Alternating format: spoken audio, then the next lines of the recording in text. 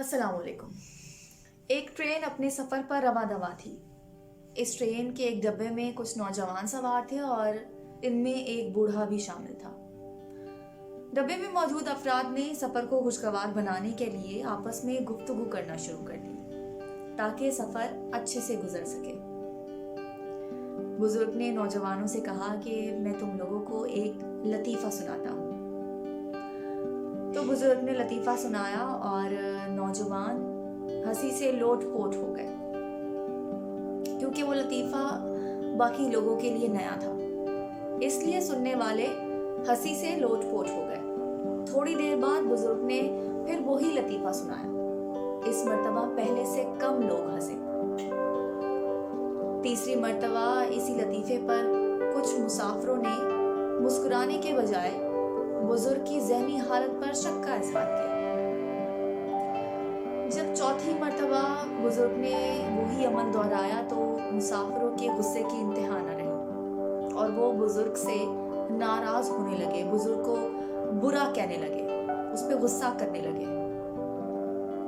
बुजुर्ग ने कहा, बिल्कुल इसी तरह अगर हम लोगों को एक हंसी वाली बात पर बार बार हंसी नहीं आती तो एक बात पर बार बार दुख और अफसोस क्यों होता है? हम एक ही बात को अपने एहसास पर सवार करके अपनी जिंदगी को क्यों मुश्किल में डाल लेते हैं? जो हुआ उस पर एक बार खुलकर परेशान होकर आगे क्यों नहीं बढ़ते? जनाब, मसाइल और परेशानियों का सामना किसे नहीं होता, लेकिन हर वक्त इसका जिक्र करना या उसका रोना धोना सबके सामने करना, इससे परेशानियां हल तो नहीं हो जाती। हम भले ही दुनिया भर को अपनी परेशानियां क्यों ना बताते फिरें, किसी को उनसे कोई दिलचस्पी नहीं होती।